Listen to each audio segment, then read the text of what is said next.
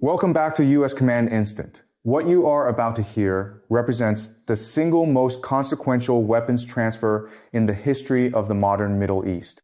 And the Western intelligence community missed it until it was already done. 500 Hwasong won 8 intercontinental ballistic missiles, the most advanced solid fuel ICBM that North Korea has ever produced. A weapon system that during its test launches in 2023 demonstrated a range capability exceeding 15,000 kilometers, sufficient to reach not just Israel, not just American bases across the Middle East, but the continental United States itself. 500 of them transferred in a covert logistics operation of breathtaking scale and audacity. Now, sitting in hardened underground facilities across Iranian territory, fueled, targeted, and ready. Let that number settle for a moment. 500. The United States currently deploys approximately 400 Minuteman III ICBMs in its entire land-based nuclear deterrence force. The number that Iran has just received from Pyongyang exceeds America's entire ground-based strategic nuclear delivery inventory. And unlike the Minuteman III, a system whose fixed silo locations have been known, mapped, and targeted by Russian and Chinese war planners for decades, these Hwasong-18 platforms are road mobile, they move, they hide, they can be positioned and repositioned across Iran's vast national territory in ways that make preemptive targeting effectively impossible without real-time intelligence of a quality that no satellite constellation currently provides. Israel woke up this morning in a fundamentally different strategic reality than the one it went to sleep in. The qualitative military edge that Washington has guaranteed and underwritten for half a century. The assurance that Israel will always possess weapons, systems, and delivery capabilities superior to any combination of regional adversaries has just been obliterated by a single transfer agreement between two sanctioned, isolated nations that the Western world spent decades trying to keep apart. The question that every defense ministry from Tel Aviv to Washington to Riyadh is now asking in emergency sessions is not whether this transfer happened. Satellite imagery, signals, intelligence intercepts, and human intelligence reporting from multiple independent sources have now confirmed the transfer beyond reasonable analytical doubt. The question being asked with barely concealed panic is, what happens next? What does Israel do when it faces an adversary armed with 500 ICBMs capable of carrying nuclear payloads delivered by a guidance system that no Middle Eastern missile defense architecture was designed to intercept? What does Washington do when the deterrence framework it has maintained across the region for 50 years is suddenly facing a weapons inventory that changes every calculation simultaneously? Tonight's analysis goes inside the transfer. We examine how it happened, why Western intelligence failed to stop it, what the Hwasong-18 actually represents as a weapon system, and what the strategic consequences ripple outward across Israel, the United States, and the entire global order. The world changed last night. This is what that change actually means. 3 questions will drive tonight's full analysis. First, how did North Korea and Iran execute a transfer of 500 of the world's most advanced solid fuel ICBMs without triggering a Western interdiction response? Second, what does the Hwasong-18 actual technical capability mean for Israel's defense architecture and for American power projection across the entire Middle East theater? Third, with Iran now holding the largest road mobile ICBM force outside of Russia and China, what realistic options remain for Washington and Tel Aviv? And is there any path forward that does not lead directly toward the most dangerous nuclear confrontation since the Cuban Missile Crisis? The answers are not reassuring, but they are necessary. If this channel has been giving you the analysis that cuts through the noise of official narratives and mainstream defense commentary, now is the moment to make sure you never miss an update. Subscribe, hit the notification bell, and share this video with everyone in your network who is serious about understanding what is actually happening at the sharp edge of global power competition. Drop your assessment in the comments. I want to know what you think the next move looks like from Thran, from Pyongyang, from Tel Aviv, and from a Washington that is running out of options faster than anyone in the official policy space is willing to admit publicly. The transfer, how North Korea armed Iran with the world's most dangerous ICBM. To understand how this transfer was executed without triggering a Western interdiction response, you need to understand two things simultaneously. The genuine limitations of Western intelligence collection against deeply compartmentalized operations between sanctioned states and the extraordinary lengths to which both Pyongyang and Tehran went to ensure this operation remained invisible until completion. The Hwasong-18 transfer did not happen overnight.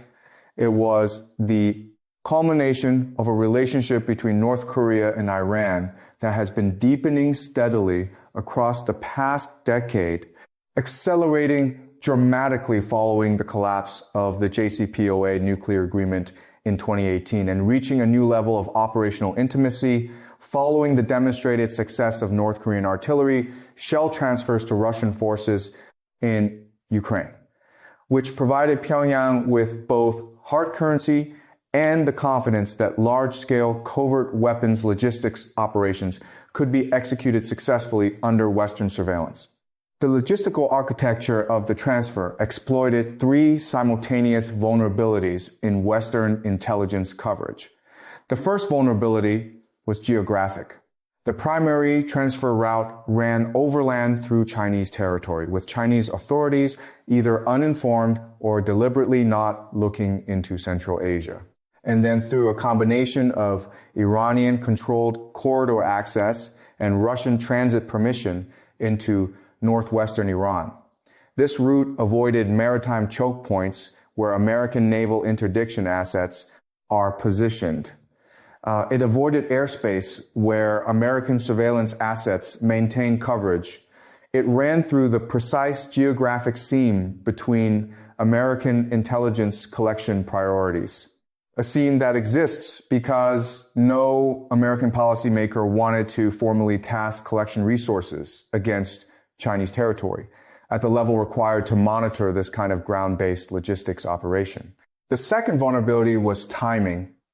The transfer was executed in multiple phases across a 1-4 month window with individual shipments sized below the threshold that would trigger automatic escalation responses from American intelligence analysts.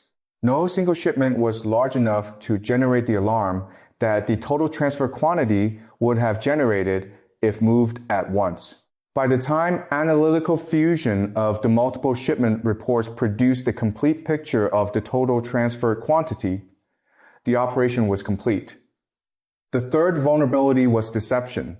North Korean and Iranian technical teams deliberately maintained normal activity patterns at known missile production and storage facilities throughout the transfer period. Satellite imagery of established facilities showed no unusual activity. The actual transfer was conducted from secondary facilities whose existence was either unknown to Western intelligence or whose activity signatures were masked by deliberate electronic deception operations. The result was that the Western intelligence community, the most heavily resourced collection and analysis apparatus in human history, missed a transfer of 500 ICBMs until the weapons were already inside. Iranian-hardened facilities dispersed across multiple locations and effectively immune to any conventional military action short of a massive sustained bombing campaign of a scale and duration that carries catastrophic escalation risk. The moment the transfer was confirmed, Emergency sessions convened simultaneously in Washington, Tel Aviv, London, and every Gulf capital, with a meaningful American military presence. What those sessions produced was not a plan. What they produced was the recognition that there is no clean plan, that every available option carries costs so severe that the decision to act requires accepting consequences that no government in the Western alliance is currently politically positioned to accept. Iran's statement following confirmation of the transfer was characteristically measured in its public language and devastating in its strategic implications. Tehran did not announce the missiles with triumphalist press conferences. It simply allowed the confirmation to propagate through intelligence channels and let the strategic implications speak for themselves. This restraint was itself a communication, a demonstration of the confidence that comes from knowing you have already achieved the objective and that nothing your adversary does now can undo it. The Hwasong-18 inside the weapon that makes every defense system obsolete. The Hwasong-18 entered the global strategic conversation in April 2023 when North Korea conducted its first public test launch under the direct observation of Kim Jong-un. What that test revealed and what Western analysts subsequently confirmed through telemetry analysis and trajectory reconstruction was a weapon system that represented a genuine generational leap in North Korean ballistic missile capability, and by extension, in the capability of any actor that came to possess it. Understanding why the Hwasong-18 is categorically different from every previous Iranian ballistic missile, and why it renders Israel's existing defense architecture functionally obsolete against this specific threat requires examining four distinct technical dimensions: propulsion range, guidance, and survivability. The propulsion system is where the Hwasong-18 story begins. Previous North Korean ICBMs, and by extension, the Iranian long-range ballistic systems derived from North Korean technology transfers use liquid fuel propulsion. Liquid fuel systems are operationally significant in their capability, but they carry a critical tactical limitation. They require a fueling sequence before launch that takes hours and generates observable thermal and chemical signatures that intelligence satellites and ground-based sensors can detect. This launch preparation window is the vulnerability that American and Israeli preemptive strike doctrine has historically targeted. If you can detect the fueling sequence, you can strike the missile before it launches. The Hwasong-18 eliminates this vulnerability entirely. It uses a three-stage solid fuel propulsion system, the most advanced solid fuel ICBM propulsion architecture that North Korea has ever produced. A solid fuel missile requires no fueling sequence. The propellant is already loaded and stored within the missile body. A road mobile 18 launcher can receive a launch order, erect its missile, and execute a launch within minutes, generating a thermal signature only in the seconds before ignition, far too brief for any preemptive response. This is not a marginal improvement in survivability. It is a categorical transformation against a liquid fuel system. Preemptive strike remains a viable, if difficult and risky option against a solid fuel road mobile system dispersed across Iranian territory. Preemptive strike is not a viable option. You cannot target what you cannot find with sufficient advance notice to strike before launch. The range dimension compounds the threat in ways that reshape the entire regional strategic map. The Hwasong-18 demonstrated range confirmed at over 15,000 kilometers in its maximum trajectory. Test configuration means that from launch positions anywhere within Iranian territory, the weapon can reach Tel Aviv, every American base in the Middle East, every European NATO capital, and with optimal positioning targets within the continental United States. Iran has never previously possessed a delivery system with intercontinental reach. The acquisition of 500 Hwasong-18 platforms transforms Iran from a regional military power into a state with genuine global strike capability overnight. The guidance system represents the third dimension of the Hwasong-18's threat profile and the dimension that most directly undermines existing missile defense architectures. North Korea's guidance technology has advanced substantially across the past decade, driven by access to Russian and Chinese technical expertise and by the kind of forced indigenous innovation that comprehensive sanctions pressure generates. The Hwasong-18 uses an inertial navigation system updated by stellar navigation, a guidance approach that is entirely independent of GPS or any other satellite navigation system that can be jammed or spoofed by American electronic warfare assets. This guidance independence means that American GPS jamming operations, which have been running continuously across the Middle East for extended periods and which have contributed to degrading the accuracy of some Iranian missile systems, have zero effect on 18 terminal accuracy. The weapon navigates by stars. Stars cannot be jammed. Terminal accuracy for the Hwasong-18 based on North Korean test data analysis is estimated at a circular error probable of approximately 100 to 150 m for conventional warhead configurations with substantially improved accuracy achievable through terminal guidance updates against hardened military targets.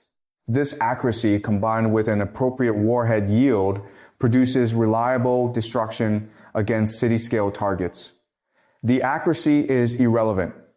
The weapon reaches its designated area regardless. The survivability architecture of the Hwasong-18 addresses the final dimension of the threat. The missile is equipped with a maneuvering re-entry vehicle, a warhead that can execute evasive maneuvers during terminal descent, drastically complicating intercept solutions for any missile defense system attempting to engage it. The Terminal High Altitude Area Defense System, THAAD, which the United States has deployed in the region and which represents the highest tier intercept capability available against ballistic threats, was designed and optimized against non-maneuvering re-entry vehicles following predictable ballistic trajectories. Against a maneuvering re-entry vehicle executing lateral displacement maneuvers at hypersonic velocity in the terminal phase, THAAD's intercept probability degrades sharply. The Arrow 3 system, Israel's highest tier ballistic missile defense platform, designed for exopheric intercept of long-range ballistic threats, faces the same fundamental challenge. Its intercept algorithms were developed against trajectory profiles that the Hwasong-18 maneuvering re-entry vehicle does not follow.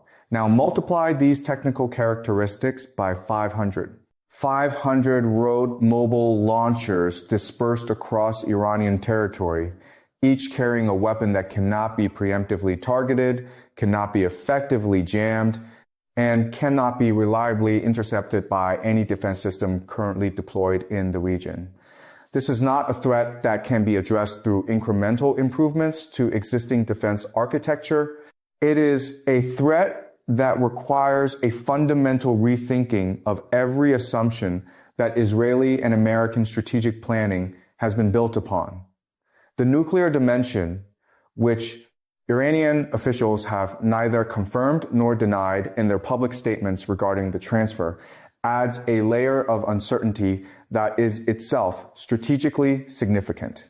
The Hwasong-18 was designed as a nuclear delivery vehicle.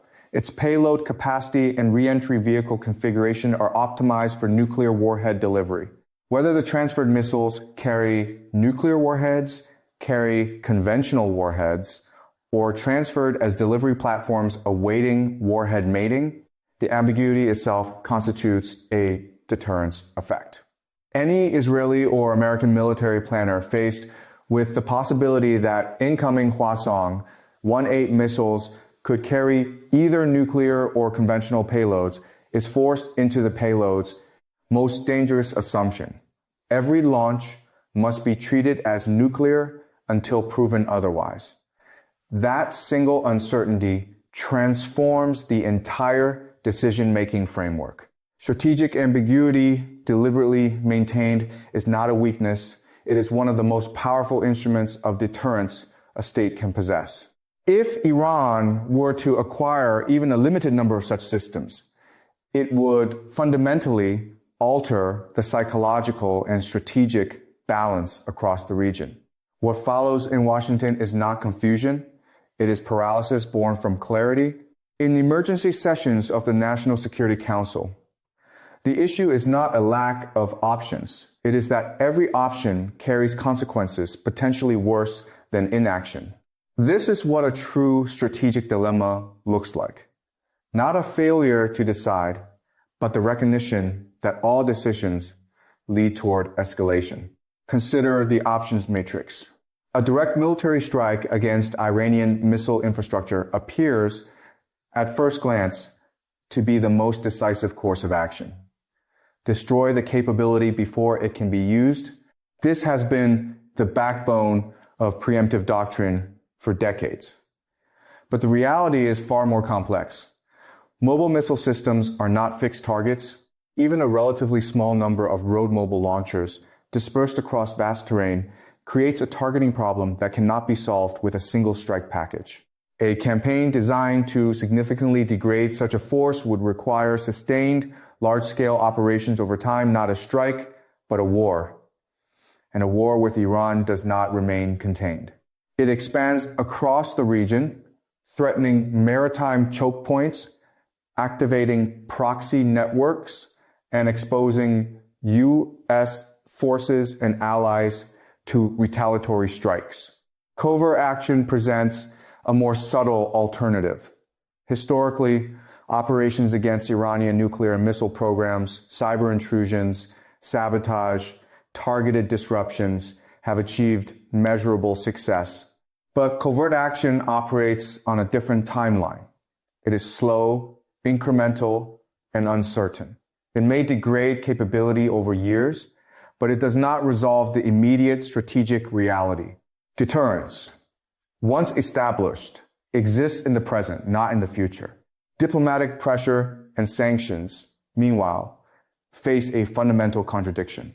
If a state acquires advanced deterrent capability specifically to prevent external coercion, it is unlikely to relinquish that capability in response to the very pressure it was designed to neutralize. The logic is circular. The stronger the deterrent, the weaker the leverage of sanctions. Missile defense appears politically attractive because it signals action without immediate escalation. Systems like THAAD and Arrow 3 provide critical layers of protection. But even the most advanced defense architecture faces limits, particularly against mobile solid fuel systems equipped with maneuverable reentry vehicles. The challenge is not interception of a single missile. It is saturation. Defense systems can mitigate risk, but they cannot eliminate it entirely, and they introduce a cost asymmetry. Interceptors are expensive and finite, while offensive systems can often be produced more cheaply and in greater numbers. This leaves negotiation an option rarely acknowledged publicly, but always present in serious strategic thinking. The difficulty is not technical, it is political.